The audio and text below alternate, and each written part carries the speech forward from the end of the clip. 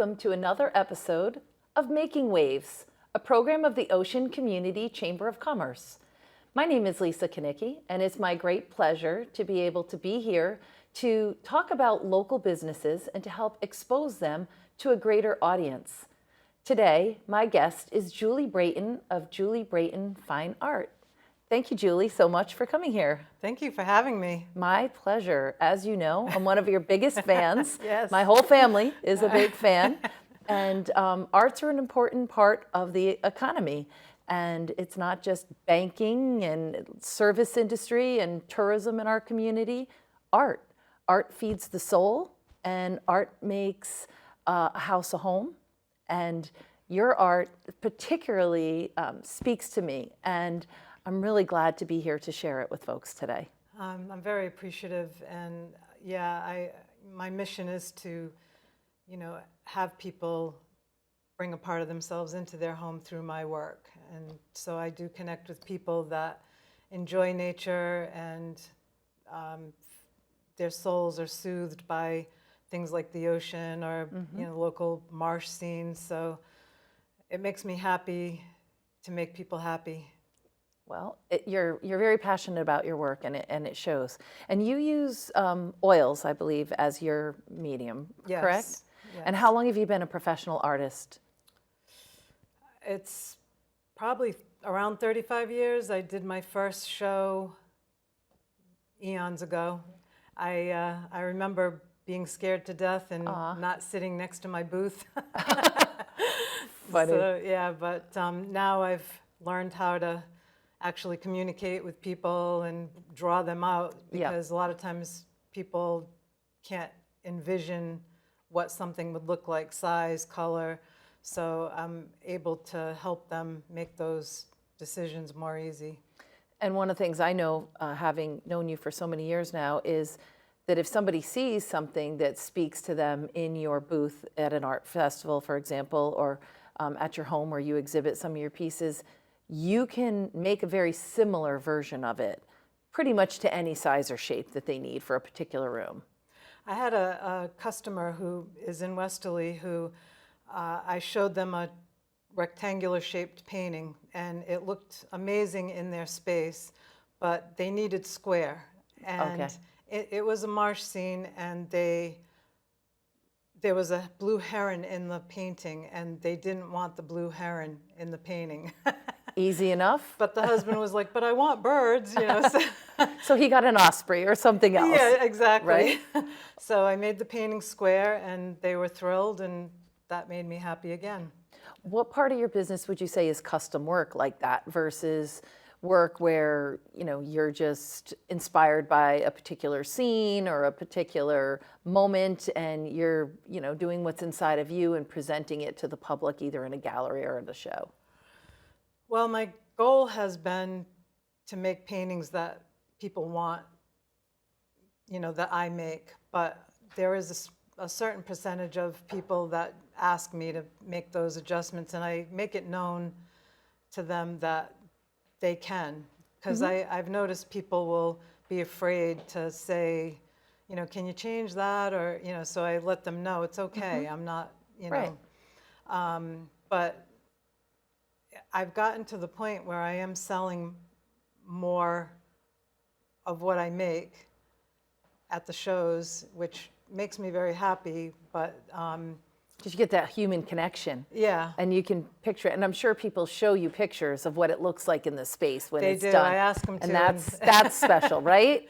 And the words that they put to how they feel is amazing. It just has lit me up. I never really was a word person. I kind of work on emotion. So for them to put words to what I've done for them has Very not only been gratifying. amazing, it's just been great. Oh, I love it. I love it. Now, you do a rigorous schedule of shows this time of year. So what's the first show coming up? How many shows do you have? And, do you have a favorite show? So my first show is Virtue by the Ocean Community Chamber. And I have to say that the Chamber of Commerce does an amazing job in, taking care of us artists. It's a tough park to have to set up in. It's a challenging venue compared to some shows where you can just pull up your vehicle to a spot on a street, unload, Right. and you're good to go. Wilcox Park, it's a very unique setting. But, you make it a lot easier for us, and, I personally appreciate it. It's, you're all very careful with our art and get it to our spot, so. We have a great team of volunteers, thankfully, that help Yeah. us out, and we love showcasing your work. And we'll have about 150 or so artists. That's Memorial Day weekend every year, Saturday and Sunday. So that's the kickoff. I didn't know if that was your first show or was, not. yeah. So that's your first show of the season. And then how many do you have scheduled out? 15 to 20. Wow. So pretty much every weekend, Almost, you yeah. are taking it on the road. I still am pretty local, but I'm in Connecticut and Rhode Island with the shows. So my very last one is Situate, Rhode Island. Okay. And I think I've seen you Old Saybrook, I've seen you Narragansett, Wickford. I'm trying to think of all of them. Yeah, there's a lot. And we have a little show that we do over at the Langworthy Winery in Westerly, yes. Rhode Island, that has proven to be very successful. And it's kind of fun because now that COVID's gone, people can grab a glass of wine and walk around. And so it's like a real kind of art gallery-like art show. So that's nice. So of course behind us we have some beautiful landscapes that are signature Julie Brayton, but you don't do just landscapes. What are some of the other subject matter that really is represented in a lot of your work? Well, I would love to have more time to do more abstract type work, and pretty much everything I've sold, painted abstract has sold, but my passion really lies in plein air painting, which means open air, and so it's actually setting up at the scene and painting from life. Wow. And there's something magical that happens with being out there in the environment. You're seeing with your naked eye, you're part of it. And I find that it really comes through in the work. Yeah. Unfortunately, I can't do big pieces like that. I don't have enough time. Sure. So that's why I paint plein air as often as I can, and sometimes For smaller pieces. Yeah, I just do small pieces. I call them studies, and I have done bigger pieces that I have sold from those small pieces. But I did have kind of a cool thing that happened where I was painting the azalea garden in Peacedale that happens now, Kingston maybe it's called, and I posted it online, and somebody from New York ended up coming to Rhode Island and buying it. Wow. Like she says, I want that painting. I love that. The power of social media, we're really lucky in a lot of ways that we have these avenues to be able to introduce your work to a greater audience. And that's part of why we're doing this show today, is because you just never know who's going to see it and who's going to connect with it. And I know, while these landscapes are here, I've connected a lot with some of your pieces that have sailboats in them. A lot of water scenes. We live in a beautiful community, and I can see through your work, your eyes and how you're seeing the two-state region that we live in, because it's reflected in all of these gorgeous dune scenes and boat scenes and a little bit of everything. And you just capture the light so beautifully. Thank you. Yeah, I grew up a fisherman's daughter, so I was on the water. I was out deckhanning, and we had a family house on Prudence Island, so the water was just part of me. And my father tells me I do pretty good at the waves, so. There you go. Well, that approves, and you know you're doing something good.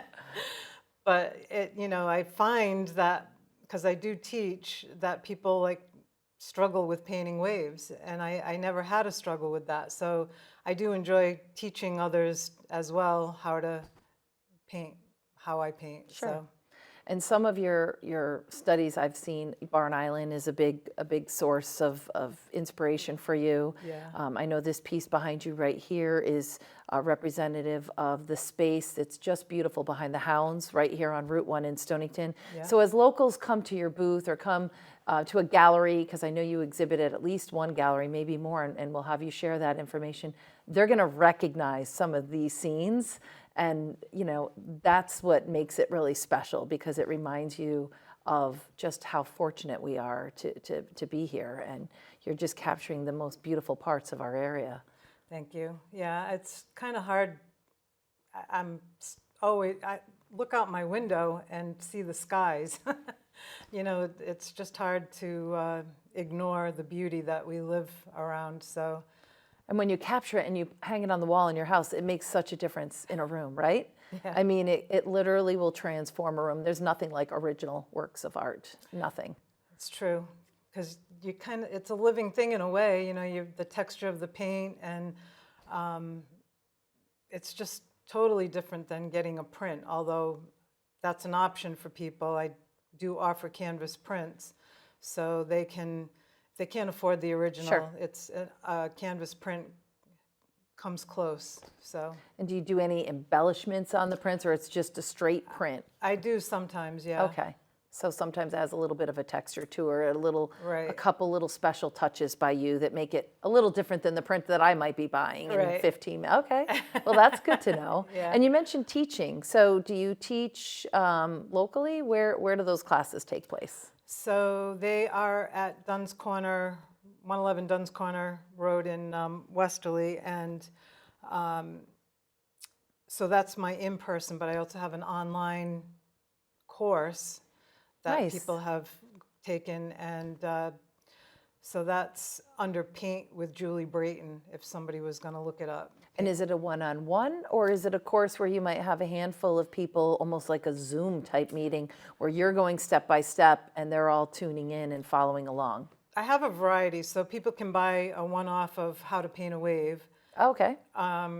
which they can do on their own, but then I also have a full-on course that's pretty in-depth. And what I have done with those students is I have them once a week get on a Zoom call, and we go over questions that they have. Okay. But they are following the course, and I'm painting. They follow what I'm doing on the video. And then, and I found from teaching in person and teaching online that people struggle with the online because of the social connection, but there's actually a really great social connection. I've made friends all over the world from courses that I've taken, and they actually can see what I'm doing a lot easier than in a classroom setting.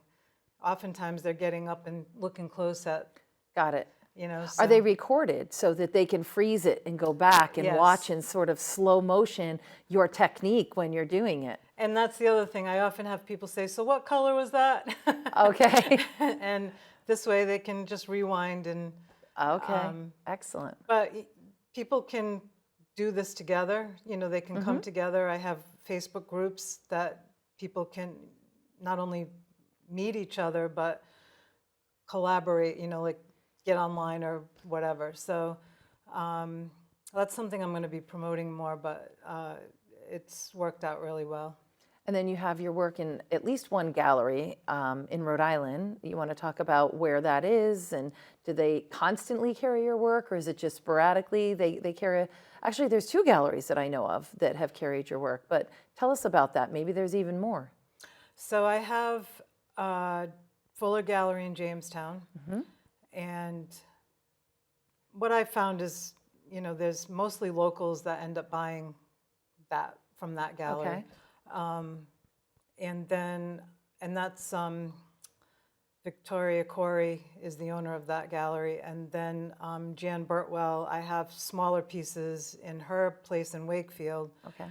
And she's Finishing Touches is the name of her business, and so she, every now and then I get a check Nice. for a small painting sale. So you go and rotate those out quarterly or something like that? Yeah, like you know, if something's been in there for a while, I pull them out and bring it to a show and bring something else there. Exactly. So it's a lot of, I mean, between the shows and the galleries, it's a lot of schlepping back and forth of all your stuff. Yeah, and I'm a member of the Wickford Art Association, so I just did a member show. Okay. So I had to go drop off and pick up that work. And then just recently was part of a plein air show at the Westerly Co-op, the railroad station. And that's still going on through, I believe, the beginning of June. Yeah, June 1st. So that's the Artist Cooperative Gallery, formerly known as the Westerly Railroad Station. Yeah. There's a beautiful space there that Yeah. has a different show each month, and people can learn more about that by going online. So you're one of a group of, was it Stonington plein air artists that's all exhibiting right now? Yeah, so we paint on Mondays. I don't go every single Monday, but I try to go as often as I can, and I've gotten to know these other painters, and it's really nice to get to know them, see their work. But then one of the members organized this show at the co-op. Nice. And so it's in a little side room, and I never have really gotten to see anybody's work finished. Yeah, Got it. you know, This is a way to get you all together. Nice. yeah. So yeah, it was really fun to see everybody's work, and everyone does beautiful work. So Nice. that was fun. Well, hopefully people will make the time to go over there and visit that show. Do you make appointments if somebody wants to meet with you and talk about a custom piece or see your inventory that you have? Maybe an interior decorator or someone that just bought a home recently, and they get the bee in their bonnet. I want a painting and I like Julie's style. How do you handle a call like that or an inquiry? So I do get calls through my Google account, Okay. and they basically make an appointment with me to come by. So I've moved out of a storefront studio to my home, and I have it set up so people can see my work, and so that's worked out really well. Good. Yeah. Good.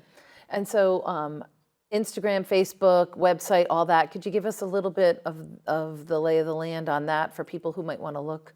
And I'm sure your inventory changes, so you're probably not able to keep up with it.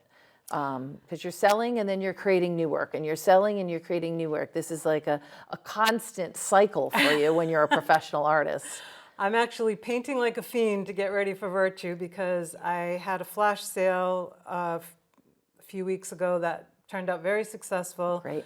And I was able to clean out some older inventory to make room for the new. And so I'm really working hard to be ready for the show. But yeah, I forgot the rest of your question, but That's all right. And your paintings are in every size. I mean, I've seen them, like the one that we have here on the table. And what's the largest size that you've ever done? so 36 by 48 is, Your kind of standard largest piece that you do. yeah. I have done mural work, so sometimes I've done it on canvas. In fact, a couple of local businesses, the Capalbos, had me do mural work for their offices that I did on canvas, so I did it at home, and then I had a wallpaper put it up. Oh, okay. And what used to be Claws is now a veterinary, I don't know the name Hospital. of Salt Yeah. Pond, Yeah. it might be called. And I had done a similar thing. In the waiting room. I recognized it when I went in one time that was your work. Yeah, so it was kind of all the way through. I'm actually curious to know if it's all still there, but I created huge, like 36 by 36 that fit into molding they already had. Oh, okay. And that was also wallpapered up. So it was done on canvas. Wow. But this wallpaper knew the type of paste to use, and it was really cool. Neat. Something different. Yeah. A little out of the ordinary for Yeah. you. Good. What's the biggest challenge about being a professional artist? I mean, every industry has challenges, whether it's legislation or whether it's access to product or whether it's reaching new customers or... I think You don't have an employee issue, we know that. Yeah, I think for me is juggling between taking care of my marketing and, you know, like I have to upload this work onto my website, and more people say to me, so I can go to your website and see what new work you have? Right. And I'm like, oh, yeah. Right. I got to get that up there, you know.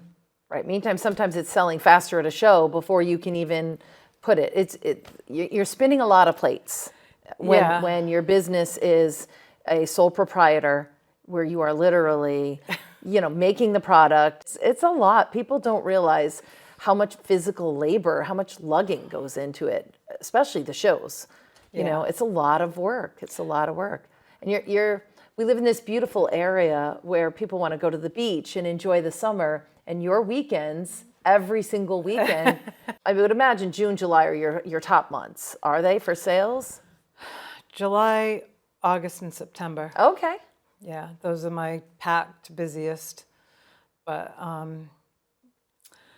yeah, and you know, another challenge that I've had is I think that a lot of us artists, I'm an introvert, so it's been a big learning curve to get out of my own head and understand how other people think. And so it's helped me a lot in communicating with people. Sure. Which has helped me a lot with my sales, but other artists have helped me understand how to think a little differently about some interactions that I'm kind of like perplexed what went wrong kind of thing. Yeah.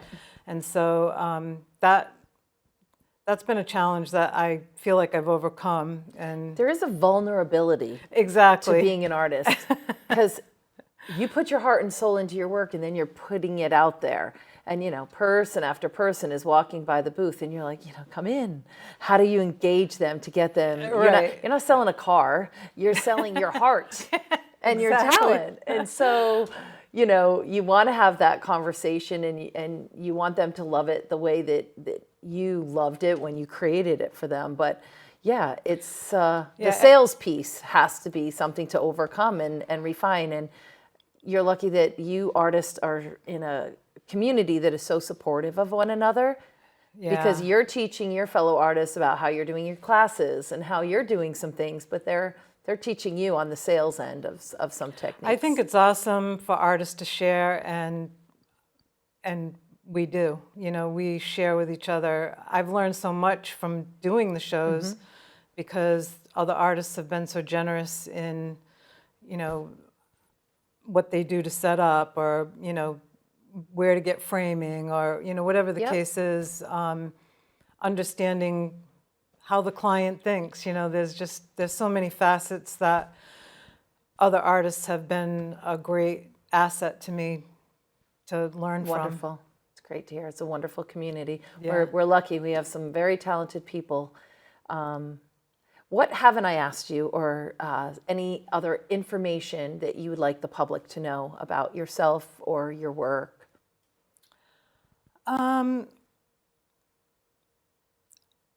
One of the things that like I said, I was passionate about plein air painting, and I wanted to do this before COVID, but I still really want to do this. I think it would be fun for both sides, I'm hoping, but I want to plein air paint in our beautiful state and bring people along on the journey. So I talk about beautiful locations and also the painting process, you know, kind of bring them into maybe my head in a way. Oh, neat. And so that's something I'm really determined to get the ball rolling. Okay. Somebody that has those skills, because nowadays with a cell phone, you can get decent quality video. Yeah. And it's just working with somebody that can do some editing with you and help you put that together on a trial basis. That would be a really good either senior project for a super talented high school kid or a URI student. I've had a couple URI students at the Ocean Community Chamber this year that worked out wonderfully. So okay. After the show, we'll talk about that a little bit. Maybe we can help you find somebody for next year. Yeah, that would be really cool. Good. like Well, that. we're always here for you. We're very proud of you. We love having you participate in our show. We love having you be a member of the chamber. I love having 3 of your paintings in my house. Now my daughter considers herself a collector, so she's following in mom's footsteps. And has an appreciation for original works of art and Right. the beautiful community that we live in and talent of people like you. So thank you for all that you do. You're a very gifted individual. Oh, thank you. And it was a pleasure talking to you today. Thanks, Thank you. Thanks so much. Thanks. So be sure to find Julie Brayton at some of the art festivals taking place throughout the two-state region this year. It all kicks off at the Virtue Art Festival Memorial Day weekend in Wilcox Park on Saturday from 10 to 5, Sunday from 10 to 4, and then she'll be at a variety of art shows after that. But if you want the first pick of the season, that's where you can find Julie Brayton. You can also find Julie Brayton Fine Art, as she mentioned, on Facebook. And if you have any trouble, look for her on oceanchamber.org. Thank you so much for tuning in to learn a little bit about this special lady and her amazing talent. And that concludes today's episode of Making Waves.